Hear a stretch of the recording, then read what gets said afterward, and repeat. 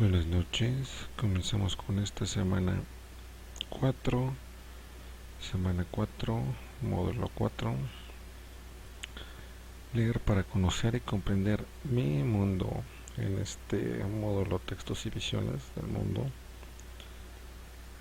Hoy martes, 1 de agosto 2017, pues les doy la bienvenida a esta última semana de este módulo de letras, al igual que módulo 5.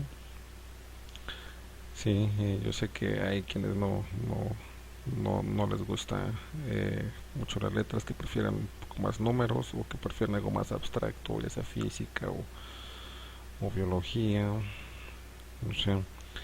Pero pues de momento tendrán que acostumbrarse a leer, es obligatorio. Tienen que acostumbrarse a leer, por favor. ¿Qué hemos visto hasta hoy en este módulo, en estas semanas? Hemos visto cantidad de textos, autores, temas, contextos, trasfondos, ideas, cómo se entrelazan.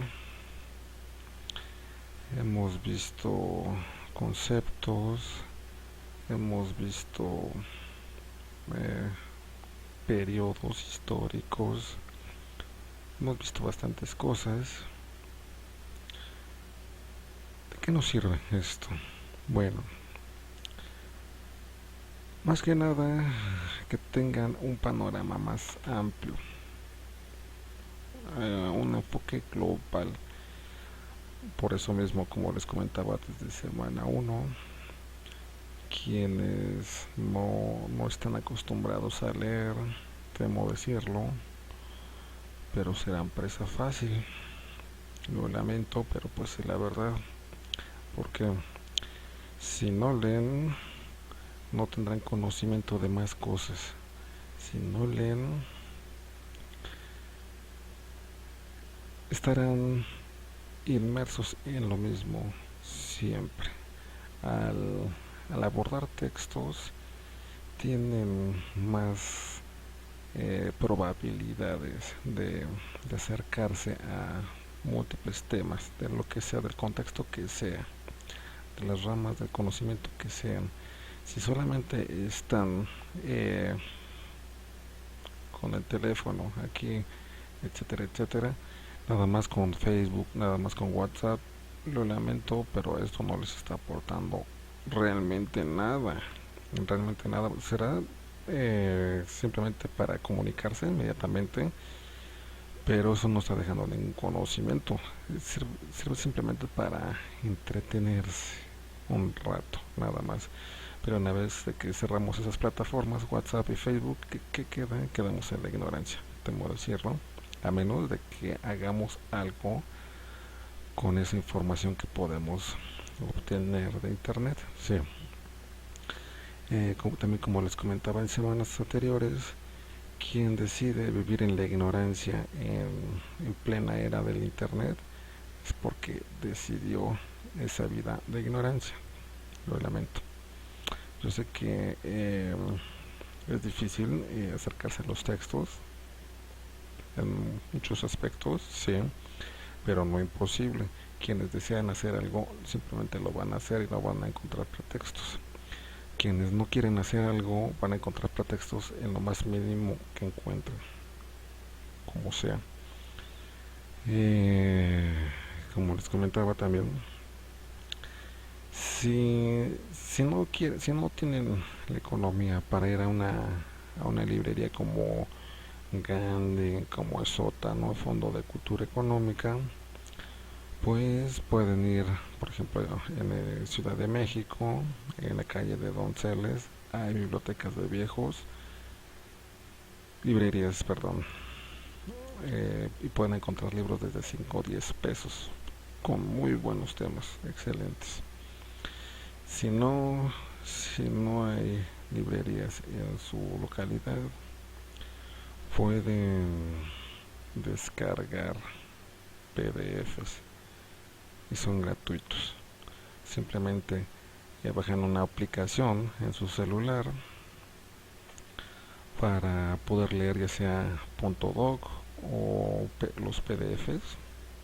Pues hay aplicaciones que solo leen un tipo de texto. Hay otras aplicaciones que leen varios, todo lo que es Office.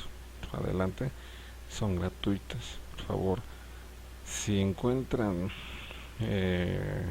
pretextos para no leer, también como les comentaba, ahí yo ya no puedo hacer absolutamente nada, porque si ustedes no quieren leer, yo no puedo influenciarlos, no puedo decir lee aquí, lee acá, porque ustedes no quieren. Así que es su decisión como desean hacer esto. Como les explicaba, reitero, esta última semana es repaso de las tres anteriores. El módulo 22 y 23 tendrán que hacer un proyecto en conjunto. Prácticamente es el mismo módulo 22 y 23. Y tienen que hacer un proyecto en su comunidad. Tienen que leer para poder hacer ese proyecto. Para entonces ya tendrán que saber escribir, redactar muy bien, cohesionar las ideas, englobarlos, enfocarse en algo, saber hacer una introducción, eh, insertar notas a pie de página, su carátula así bonito, etcétera, etcétera. Tendrían que hacerlo ya para ese entonces. Así que bueno, que tenemos en esta semana 4, foro de clase a México ayer y hoy. Aquí vamos a leer, vamos a descargar Las batallas en el desierto de José Emilio Pacheco. Lo vamos a leer. Y foro de debate, escribir de alguien más. Aquí van a compartir lo que van a hacer en su proyecto integrador. Proyecto integrador. ¿Qué vamos a hacer en este? Pues bueno, vamos a repetir algún texto que principalmente hayan obtenido mejor calificación y que sepan que se puede extraer de ahí 5 hojas. Por ejemplo, los textos de Manrique y de Jaime Sabines es un tanto difícil de que se puedan extraer 5 hojas de ahí porque son versos pequeños. Si fuera Piedra de Sol de Octavio Paz, algo muy grueso, eh, tal vez pudiera alcanzar las 5 hojas, pero no se puede analizar tanto de tan poco. Entonces, así que les sugiero que los textos que vayan a seleccionar para hacer su proyecto integrador tengan cierta extensión. Por ejemplo, el texto de Todos los días, Todos Santos, del extracto de El laberinto de la soledad de Octavio Paz, pueden hacer ese, o el de Tropa Vieja, o este de José Emilio Pacheco, de preferencia. El de Alan Poe tampoco no se lo sugiero porque de ahí no van a salir, no creo, no salen 5 hojas redactadas, no salen. Entonces, el trabajo donde hayan obtenido mejor calificación, si obtuvieron mejor calificación en la obra de teatro, pues pueden hacerlo de ahí. Si obtuvieron buena calificación en el texto de Octavio Paz, pues hacen las 5 hojas de ahí. 5 hojas, por favor, no 5 párrafos ni 5 renglones, porque en semanas anteriores, a pesar de que insistí y se hincapié en esto, hay quienes no lo comprendieron. Dije 3 cuartillas e hicieron 3 renglones. Sí, 3 renglones. Aquí van a ser 5 cuartillas, por favor. Lo que ya leyeron, deben explicarlo y profundizar en ello. Profundizar es ahondar. ¿Por qué hizo el personaje esto? ¿Por qué lo escribió este autor así? ¿Qué había de trasfondo? ¿Qué sucedía en ese periodo histórico? Se dejó influenciar el autor por esto, por esto, por esto, por esto, etcétera. su introducción así bonita. Por favor, lean, lean, porque hay estudiantes que de igual manera les dije que leyeran, me enviaron su actividad, estaba copiada, les pedí que la rehicieran y me volvieron a reenviar otra actividad copiada, así no puedo aprobarlos, por favor. Bueno, entonces vamos a los ejemplos. Bien, antes de mostrar los ejemplos de su proyecto integrador, les explicaré, bueno, es un breve repaso de lo que llevamos en el módulo hasta ahora. Textos y visiones del mundo. ¿Qué tipos de textos existen? Perdón, mi voz porque ando medio con dolor de garganta. Entre el frío y el calor de estos días me siento un poco mal de la garganta, pero pues aquí estoy. Bueno, sigamos. ¿Qué tipos de textos existen? Narrativo, instructivo, informativo, explicativo y argumentativo. Podemos ver los textos del módulo, una obra de teatro, un cuento, un ensayo, novela corta, novela histórica. O sea, son varias vertientes de los mismos tipos de textos. ¿Dónde encaja cada uno? Pues ustedes deben analizar los aspectos de cada uno. En este, por ejemplo, texto narrativo, cuentos, fábulas, leyendas. En narrativo entraría tanto el cuento de Retrato Oval de Allan Poe, como las batallas en el desierto, así como Tropa Vieja. Ciertamente, el texto de la obra teatral entraría aquí también, aunque entraría tanto en informativo como en explicativo. El texto, el extracto de Laberinto de la Soledad de Octavio Paz entraría acá. ¿Por qué? Vamos para allá. Tipos de texto: descriptivo, narrativo, conversacional, argumentativo, expositivo. Enumbra las características de seres, objetos, lugares, fenómenos. ¿Como cuál? Pues, como les decía, cuento de Allan Poe, Tropa Vieja. Carlitos está explicando en esta novela corta de José Emilio Pacheco los problemas de la colonia Roma, etcétera, etcétera.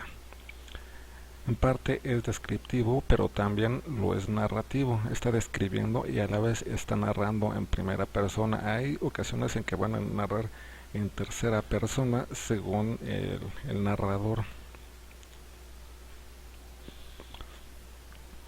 Conversacional o diálogo. ¿Qué dicen? Pues es una conversación entre dos o más sujetos. Obras de teatro, entrevistas, diálogos. El texto de Octavio Paz evidentemente no entra aquí porque no es una carta, no es un cuento, a pesar de que esté describiendo y que esté narrando, no hay personajes. Esto es algo muy muy importante. No hay personajes, sino que está enfocado en un tema a exponerlo. Como acá, explica un tema claro y objetivamente, presenta de forma objetiva hechos, ideas y conceptos. Bueno, esto de manera objetiva es un tanto criticable también, ya que podemos encontrar en el mercado innumerables textos, por ejemplo, eh, Tratado de Libre Comercio. ¿Quién lo escribió? Pues precisamente, como les decía, un escritor fantasma para que se haga pasar, ya sea algún diputado, algún senador, alguien con poder, que lo escribió él. Sin embargo, no lo hizo así. Alguien más lo escribió con un tema en específico. Fue remunerado hasta cierto punto económicamente para exponer ese tema. También podemos encontrar el libro de la vida de Gloria Trevi. También puede ser un ensayo, pero no está presentado de manera objetiva hechos. Hay mucha distorsión, puede haber mucha distorsión y aún así ser un ensayo. Puede ser el ensayo sobre un libro, un texto, sobre que los alienígenas crearon las pirámides en Egipto, Teotihuacán, Chichen Itzá, así. También puede ser un ensayo, pero el tema, la investigación puede dejar mucho que desear, por eso tienen que leer una y otra fuente para constatar, para revisar ese trasfondo, para saber si es objetivo o subjetivo, qué tanto me está diciendo de verdadero o de falso. Argumentativo: artículos de opinión, discursos, publicidad, críticas periodísticas. Defiende o fundamenta una tesis o opinión con el fin de persuadir o convencer. Precisamente esto es lo que les decía con el texto de la obra teatral. Lo que trata de hacer es convencernos para que seamos militantes en su organización paramilitar terrorista. De eso se trata esa obra, no hacer sentir mal que el machismo, etcétera, etcétera. No, lo que trata esa obra es, podemos ver aquí a un tipo de vikingo que nos convenza de que este vikingo es bueno. Eso es lo que trata de argumentar esta obra teatral. Tipos de narradores. ¿Qué es un narrador? Bueno, el narrador es aquel que nos está explicando el tema, el contenido, cómo vamos avanzando conforme pasan las páginas, los renglones, las ideas, las frases. Nos está explicando qué sucedió con Carlitos, qué sucedió con Espiridión Cifuentes, con este personaje que entró al castillo en el retrato oval, qué sucedió con la esposa, ese tipo de narrador. El narrador puede estar presente, está dentro del relato, o puede no estarlo. Estuvo aquí faltó narrador omnipresente, o sea, está en todas partes. No es un personaje en sí, sino que es el que está explicando todo, de todo a todo. Uh-huh. Testigo, está dentro del relato, es un personaje secundario, o sea, por ejemplo, supongamos, en el retrato oval hay varios contextos que están explicando, pues es sombrío el castillo, llegamos a tal ala, estaba oscura, fría, desolada. Entonces, pues todo eso puede ser o el criado o el mismo personaje que llega físicamente convalido. Uh-huh. Testigo puede ser también el criado o puede ser los que están viendo al pintor viendo haciendo este retrato de su esposa. Los diferentes tipos de ficción. ¿Qué es la ficción? Bueno, dentro de estos narradores y dentro de estos tipos de textos puede haber precisamente ficción. Como les decía, puede ser un ensayo, pero a la vez puede ser ficción. ¿En qué sentido? Puedo hacer un libro, puedo escribir un ensayo sobre la vida de Superman y sin embargo eso es ficción porque Superman físicamente no existe, existe como idea, como personaje, sí. Puedo hacer un ensayo sobre la vida de Zeus, es un ensayo, estoy tratando un tema y sin embargo es ficticio el tema. En este caso, ficción histórica. Lleva al lector a un periodo de tiempo concreto donde aprenden sobre la vida diaria de una persona. Por ejemplo, Zeus. Estoy hablando del helenismo, el panteón griego, Atenea, Circe, Hera, etcétera. Estoy hablando de un periodo específico, supongamos 2500 años antes de Cristo. Es un periodo específico, como se vestían, así con sandalias, con el peplo, con la túnica. Sin embargo, hay partes ficticias, pero hay partes históricas. Las ficticias es de que estoy hablando de Zeus y los dioses que están comiendo ambrosía, están tomando vino, etcétera, etcétera, y están en un periodo donde se encuentra o Platón o Aristóteles, etcétera. A eso se refiere por ficción histórica. Ficción realista. La historia por lo general presenta un problema que hay que examinar que podría ser de la vida de nadie. Por ejemplo, en Tropa Vieja o en las batallas en el desierto hay ficción, sí, porque nos está exponiendo el autor, tanto Urquizo como Pacheco, periodos históricos específicamente de México, no de otro país, sino de México. Allan Poe está haciendo en sus narraciones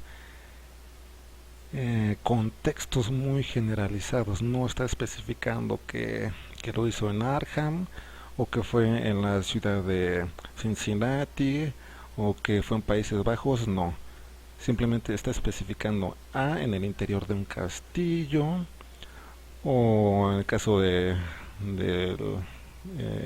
señor Valdemar, que era una habitación sombría, que están haciendo la hipnosis, que llega el médico, etcétera, etcétera. Hay partes realistas, está hablando de un médico, de la hipnosis, cientificidad, sí, sin embargo, esa parte ficticia es de la que está hablando aquí. O sea, es un personaje que no existe físicamente, a eso se refiere por ficción. Puede ser descriptivo, narrativo o el que sea, y sin embargo también puede ser ficción. Por ejemplo, también regreso a lo mismo, la obra teatral también es parte ficción porque los autores no estuvieron constatando lo que estaba viviendo Ulrike Meinhof. O sea, esas son especulaciones, nada más, nada más ni nada menos. Porque no van a dejar que un periodista entre y esté viviendo diario con un reo en su celda, pues evidentemente no. Entonces ahí tiene que dar rienda suelta a su especulación el escritor, como les comentaba, de ahí la importancia del escritor. Él nos va a transmitir las ideas que él quiere transmitirnos, él nos va a transmitir su pesar, su tristeza, su alegría, sus emociones, su fatiga, etcétera. Bien, parlamentos. También estos textos pueden ser en diálogo o monólogo. Muy representativo del monólogo está en esta obra teatral de Yo Ulrike Grito. Una persona habla consigo misma, no espera respuesta del interlocutor. Dentro de los ensayos, expositivo, argumentativo, también puede ser esto, monólogo. El diálogo pudiera ser también, también en un ensayo. Podemos encontrar ensayos en los que se están explicando la psicología, supongamos, de algún asesino, supongamos la vida de Hitler o Séneca, que nos está explicando un periodo específico de Roma. Puede haber diálogo, sí, en ese ensayo, porque además está analizando el periodo histórico y está analizando o psicoanalizando a un personaje específico que sí existió, nació, murió, se enterró y se escribió sobre él. Sí, puede haber también diálogo, así es. Es el intercambio verbal entre dos o más personajes. El diálogo puede estar en cuento, novela, carta, etcétera. Dentro de los textos que hemos visto en este módulo, pues casi todos son diálogos, casi todos. El texto de Octavio Paz, el extracto de El laberinto de la soledad, en parte es monólogo, pero en parte también es diálogo, porque él mismo tanto funge, Octavio Paz, como el escritor, como el mismo mexicano al que le está cuestionando. Por esto tenemos que analizar todo el contexto. todo el background de aquí. El espacio. ¿Qué nos referimos por espacio? Lugar donde suceden los acontecimientos. Pueden ser abiertos o cerrados. Supongamos, en este caso, el texto de Allan Poe, ¿dónde se desarrolla? ¿Es un lugar abierto o cerrado? Evidentemente cerrado porque está en un castillo. En el texto de Urquizo es un lugar abierto que llegan hasta Monterrey, que lo andan arrastrando aquí a Esperidión. El texto de José Emilio Pacheco, Carlitos anda caminando en la colonia Roma, que se va a la casa de su amigo, que tiene piscina. El espacio es tanto abierto como cerrado, en el texto de Pacheco. El espacio psicológico. Físico es lo que nos envuelve, el ambiente. Psicológico es el ambiente interiorizado, lo que está pensando el personaje o personajes. La tristeza, la depresión, la alegría que sentía Cifuentes cuando se alejó de su mamá, de sus costumbres, qué pensaba el pintor cuando se hace este retrato de su esposa, etcétera. Social es el entorno cultural, histórico, económico donde se desarrollan los hechos, o sea, los usos y costumbres. En este caso, la Revolución Mexicana, guerra, belicismo, en el texto de Urquizo. En el texto de Pacheco vemos eh, pues un ambiente un tanto infantil, pero a la vez un tanto hostil porque está rodeado de adultos. El niño está preguntándose muchas cosas en un mundo de adultos y eso le complica aún más las cosas al enamorarse de su maestra. Esto está implicando que eso está mal visto, no solo en ese entonces, sino actualmente en muchos países, quizá en algunos estados no, por eso mismo según los usos y costumbres. Esto abarca el espacio social, los usos y costumbres.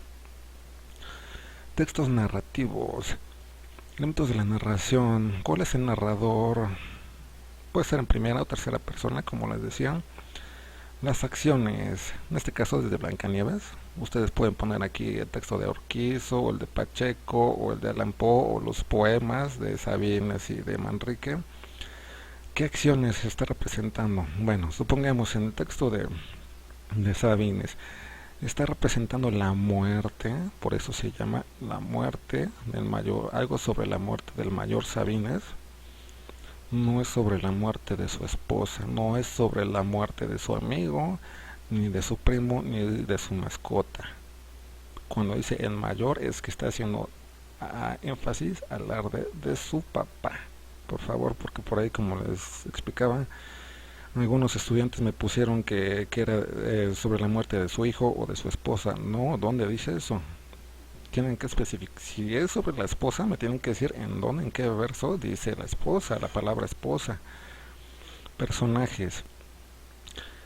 Los personajes pueden ser creados, pueden ser ficticios o pueden ser verdaderos. Por ejemplo, personajes, supongamos una novela sobre Napoleón, puede ser un personaje ficticio porque están describiendo cosas inexistentes, pero a la vez el personaje es verídico.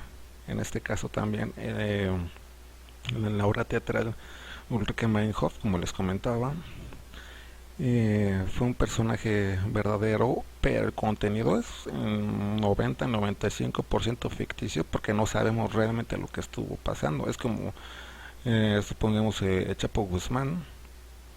No sabemos lo que está viviendo el señor tampoco, no estamos ahí.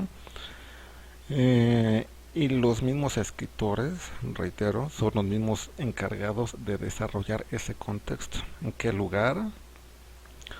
Bueno, pues puede ser un castillo, puede ser la colonia Roma. Ustedes tienen que leer paso por paso. O sea, por eso desde semana uno les ha dicho, no hay prisa, hagan las cosas con calma. Yo les abro extensión de tiempo, pero lean con calma, por favor. ¿Qué tiempo? Pues lo mismo, el tiempo. ¿Dónde sucedía, supongamos, el texto de Urquizo. Pues si se emborracha de noche, pues es de noche. ¿Cuánto tiempo de aquí en lo que lo enrolaban, en lo que perdía el brazo? Pues pasaron días, meses, etcétera. De igual manera, el texto de José Emilio Pacheco está especificando un breve periodo histórico, está pasando poco tiempo, porque no llega a la adolescencia ni a la juventud, no llega a la madurez, no dice que Carlitos llegó a los 90 años tampoco. O sea, por eso mismo tienen que revisar todo el contexto y leer. Es necesario, por favor, que lean. Clases de personajes. El principal, que tiene la parte sustancial en los hechos, se le llama protagonista. ¿Cuál es el protagonista en todos estos textos que hemos estado viendo? Pues no lo sé, ustedes lo ubican, ustedes tienen que analizarlo porque hicieron sus actividades integradoras, además ya se los expliqué texto por texto. Los secundarios actúan en función de los principales y sirven de complemento para conformar el ambiente que rodea a los personajes destacados. Intervienen en un suceso o anécdota de importancia menor, pero que matiza o ayuda a situar cabalmente la historia principal. ¿De qué nos ayudan los personajes secundarios? No sé, en el caso, supongamos Batman, Alfred el mayordomo, es un personaje secundario, o Superman, Luisa Lane, el editor del diario El Planeta, Perry White, son personajes que ayudan a complementar la psicología y que se desarrolle bien el personaje protagonista, el protagonista. Son personajes que están periféricos, que están alrededor, que preguntan, que sonríen, que le venden unos hot dogs, unos tacos, no sé, a Juanito, a Pepito, etcétera. Esos son los personajes secundarios. El principal, el protagonista, es de quien se hace énfasis en el texto, sea un poema, sea verso, rima, sea un cuento, sea una novela corta, es el principal. Tipos de personajes. Hay tipos, prototipos, estereotipos. Aquí vemos eh, los claroscuros, las sombras de cada uno. Puede ser el rey, la reina, puede ser el mendigo, puede ser el mexicano, puede ser el nazi. O sea, estereotipos, clichés principalmente. Aquí faltó el tipo de personaje complejo, que es el que no sabemos específicamente su psicología, cómo se comporta. O sea, puede ser, puede vestirse como mendigo, pero se presenta como un asesino, pero asesina a quien puede asesinar o al enemigo o a sus propios amigos, porque porque se presenta en esa manera que tenía de trasfondo histórico. Eh, Ese personaje es bueno, es malo, bajo qué estándares, bajo qué criterios decimos que es bueno o que es malo. Por eso mismo, como es personaje complejo, hay más para escudriñar en su mente. Uh-huh. Bien, vamos al ensayo. Tiene como objetivo defender una tesis propuesta y busca convencer al lector de dicha postura. En este caso, el texto de Octavio Paz pues es un ensayo, porque es un tema específico sobre las fiestas y aún más específico sobre las fiestas del Día de Muertos. Se vale de un lenguaje sencillo, formal y culto en el que predomina un estilo natural. Las ideas deben ser planteadas de forma clara y debe existir una relación lógica entre ellas. Debe evitar la tendenciosidad, es decir, dar a conocer solo aquello que favorezca la postura del autor. Sí, bueno, ¿a qué se refiere esto? Bueno, si estoy escribiendo, es que yo lo que escribo es muy bueno, etcétera, etcétera, a eso se refiere por tendenciosidad. Decir que solo porque yo lo escribo es bueno es una tendencia subjetiva, porque el mismo autor puede estar escribiendo incoherencias, sí, a pesar de que sea un literato, a pesar de que sea un pensador, puede estar bajo el influjo del alcohol, de algún psicotrópico, de algún opioide, no lo sé. Puede ser una persona de poder, puede ser algún gobernante de alguna secta, no lo sé. Está solo favoreciendo su propia postura. Entonces el ensayo puede ser también subjetivo, así como un cuento, como una narración. Ujú. El ensayo es una composición escrita que se escribe con lenguaje directo, sencillo y coherente, debiera ser claro la mayoría de veces, pero muchas ocasiones, principalmente en los textos de la modernidad, muchos que encontramos en librerías Gandhi ya no son tan sencillos y ya no son tan coherentes porque solamente quieren convencernos de algo, o sea, no son objetivos en ningún sentido.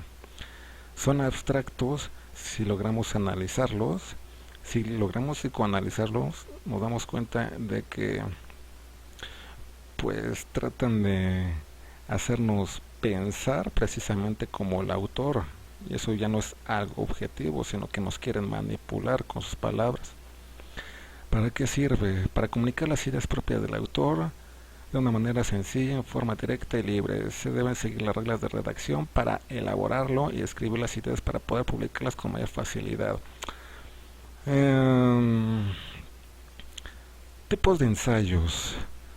Por eso les comentaba desde semana uno tienen que leer más, porque si no, de lo contrario, no sabrán qué es el ensayo. Se puede disfrazar de cuento, se puede disfrazar de narración y viceversa. La narración se puede disfrazar de ensayo. Ujú. Por ejemplo, JJ Benítez con Caballo de Troya o el Nuevo Testamento de San Juan se puede disfrazar de ensayo, sin embargo es una narración, o sea, la manera en que va describiendo las cosas pudieran parecer claras, concisas, concretas y asemejarse a un ensayo, sin embargo es una novela muy, pero muy extensa que en momentos puede cansar. Un ensayo científico no tiene un estilo definido.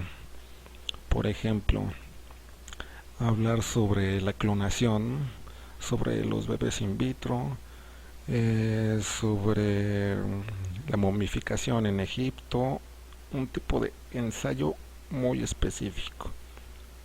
Ujú. Para escribir mejor el ensayo, no resuman la obra. Esto pero muy importante. No resuman, por favor. Es algo que he hecho hincapié desde semana uno y sin embargo, a pesar de que diga que en un ensayo no resuman, muchos estudiantes lo hicieron. Yo les decía, por favor, tienen que explicar por qué sí o por qué no. Y sin embargo, hubo estudiantes que simplemente respondían sí, no, revolución, bueno, malo, lo lamento, pero eso no es ni ensayo, ni síntesis, ni resumen, eso no es nada y lo lamento, pero no puedo ponerte una calificación aprobatoria, porque aquí no se nota ningún tipo de esfuerzo. Parece hecho este trabajo los últimos 2 minutos antes de que se cerrara la plataforma. Lo lamento, tienen que esforzarse, por favor, tienen tiempo.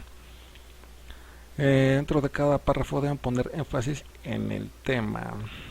Uh-huh. Un párrafo es una secuencia de enunciados, o sea, este es un párrafo, otro párrafo, etcétera, etcétera. Una oración no es una explicación, o sea, una frase no es una explicación, pues está bonito, pues está mal, pues está bien, eso porque está bien. No me están diciendo por qué está bien o por qué está mal, según quién está bien o según por quién dijo que está mal. O sea, tienen que explicar, no solo se los voy a pedir yo, sino que se los va a decir cada profesor. La poesía, en este caso, se expresa en verso o en prosa, presenta un mundo ficticio, por eso les decía desde el inicio que se pueden confundir muchas veces, muchas, pero muchas, lo que puede ser un ensayo con una narración o una narración con un cuento o con una novela o con un verso. Ustedes pueden decir, es que es muy notorio la diferencia entre uno y otro. Pues no necesariamente. En el caso de Octavio Paz, podía escribir todo en prosa, todo en verso y sin embargo nos deja callados. Por eso mismo, porque fue Premio Nobel de Literatura de México, sabe utilizar y mover muy bien por medio de la palabra. El hecho de que esté escrito no significa ya que haya una división que sea o un cuento o que sea una novela o que sea un poema. Tienen que revisar y analizar una y otra y otra y otra y otra vez las veces necesarias. Bueno, una de las características de la poesía es que está en verso en prosa. Por ejemplo, este es un verso rimado. Consuelo. Tu nombre me sabía igual que un caramelo. Las terminaciones, muchas veces en una rima, nos dicen si pudiera ser consonante o asonante. ¿Esto a qué me refiero? Bueno, por ejemplo acá, llegué a la pobre cabaña, en días de primavera. La niña triste cantaba, la abuela hilaba en la rueca. Aña, a, ea, ea. La rima sonante es que termina los sonidos que son similares a pesar de que alguna consonante como la R, Ñ, B no estén implícitas. A, ea, ea. Estas son las rimas asonantes. Ujú. La obra teatral, pasemos a este tipo de texto. Tradicionalmente las obras se dividen en actos. Si tiene actos, es que entonces es una obra teatral. Si tiene, ojo, ojo, los mismos actos pueden estar en verso, ¿sí? El mismo Shakespeare lo hacía en sus obras. Pueden estar con terminaciones así. Sin embargo, no es un poema, sino que es una obra teatral. Por eso tienen que analizar lo que están leyendo, por favor. Entre cada acto suele bajarse el telón o la iluminación. En este caso, en la obra teatral de Yo que gritó, no se baja el telón porque no está puesta en escena. Nosotros vimos la adaptación en este cortometraje, no se baja el telón, sino que es adaptación. Es una adaptación. 5 actos, debieran ser 5 actos, pero muchas veces nada más son 2 o 3 o en un solo acto. Uh-huh. Cada acto se divide en escenas, lo que marca el paso de una escena a otra, la entrada o salida de un personaje. Uh-huh. Personajes tipo, es lo que les comentaba también en las anteriores. Los personajes tipo y complejo también están en las obras teatrales, además de los cuentos y novelas. También en los poemas puede haber personajes tipo y complejo, así es. Los personajes tipo no tienen una personalidad individual ni carácter definido, presentan un único rasgo muy representativo que les identifica. Caricatura en la que se exagera un único aspecto porque se reconoce el personaje. Es esto. Es esto. Esos son los personajes tipo el rey, el mendigo, la reina, el avaro, etcétera. Bien, ahora como ejemplo les pongo Drácula, que es un poema, es un cuento, es una novela. Vlad es un personaje tipo, es un personaje complejo, es un personaje protagonista o es un personaje secundario. ¿En qué periodo histórico está? ¿Es ficticio? ¿Es histórico? ¿Qué es? Todas estas mismas preguntas se las van a hacer ustedes en estas 5 hojas. Bien, ahora que ya les expliqué todo esto. Otra cosa. La semana anterior varios estudiantes me dijeron que no explico las actividades integradoras y que me pongo a explicar otras cosas que no vienen al tema. Momento. Si les explico esto es precisamente para que comprendan cómo hacer esto.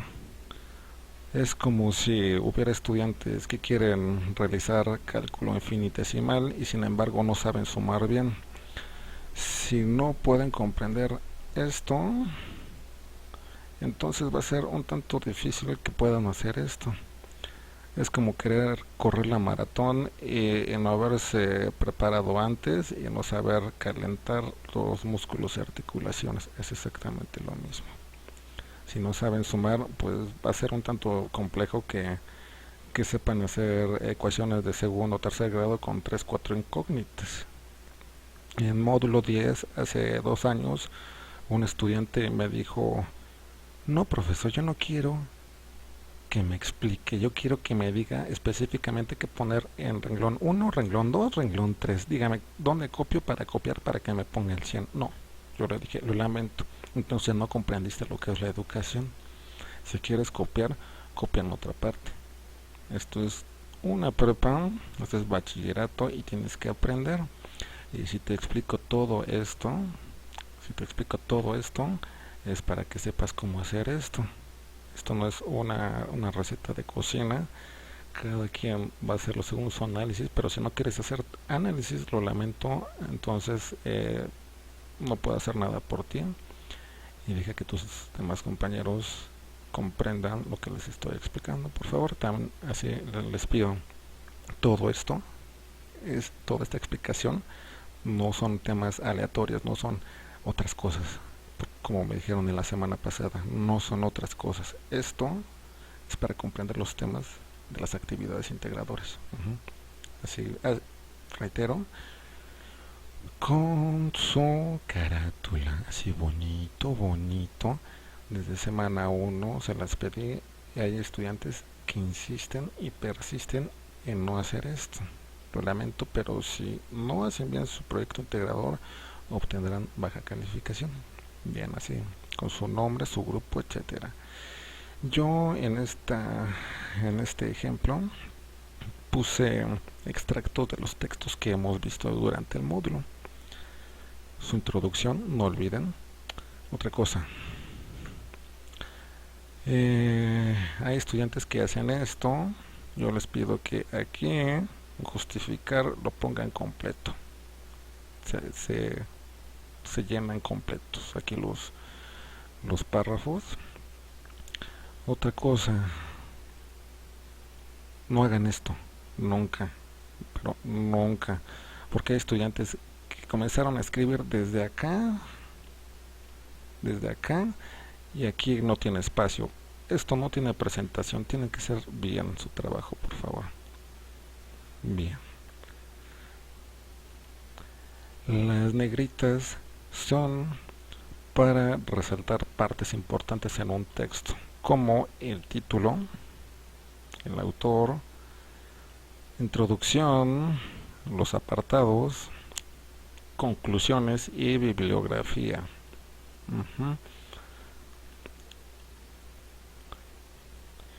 Se comienza la bibliografía en orden alfabético, comenzando por el apellido, seguido por el nombre, luego el nombre el nombre del autor, el título del texto, editorial, país, año, etcétera.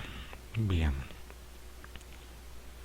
En mi introducción hice algo breve. Escribir y leer es parte de la esencia humana. Dejar constancia y abstraer lo que han dejado otras generaciones está implícito en el ser humano. Es su naturaleza hacerlo, tal como comer, dormir o morir. Si bien los textos que podamos leer a lo largo de nuestra vida pueden ser múltiples o mínimos, rasposos o estentóreos, yo aquí ya estoy jugando con las palabras porque ya tengo más experiencia. Si no pueden escribir cosas así de complejas, no lo hagan. Pongan con sus propias palabras sin copiar, por favor. Se comienza con mayúscula, reitero, desde el inicio, y se termina con punto. Noten donde cada cuánto espacio estoy insertando comas, porque hay estudiantes que no ponen en todo el trabajo ninguna coma y todo seguido no se entiende, se confunden las ideas. No sé de repente si tal estudiante se está refiriendo a una cosa o a otra o a otra o a otra, porque no se comprende. Tienen que leer en voz alta y cuando pausen para respirar, entonces ahí insertando una coma. Bien, pues en movimiento, durante los textos que se han visto en módulo 4, textos y visiones del mundo, Hemos visto obras dispares y discontinuas, pero asemejando lo que a final de cuentas es la misma meta del ser humano, expresarse a sí mismo. En el poema Algo sobre la muerte del mayor Sabines, publicado en 2003, supongamos, si me ponen 2033, me van a decir por qué. Esto es un ejemplo, yo no estoy diciendo que se haya publicado en 2003 ni 2033. Me van a decir por qué ese año. Por eso tienen que investigar. Tienen 5 maravillosas hojas para explicarlo, por favor. Podemos leer la desazón del poeta ante la muerte, leer a Sabines, leer el sentimiento con que plasma el dolor de verse separado por la figura central de la familia, al menos de la suya, en la que deja entrever más de sí mismo, dolido y renuente a aceptar la verdad y cruda realidad de la aceptación de perder un ser vivo. Aquí yo estoy explicando tanto el trasfondo en que Sabines escribió esto, como las metáforas. O se pueden escoger el texto que quieran, pero de preferencia algún texto donde se pueda desprender 5 hojas de análisis. Un copla sobre la muerte de su padre, publicado en 20. Ese es nuevamente otra suposición. Es un ejemplo. Yo no estoy diciendo que fue en el 2033.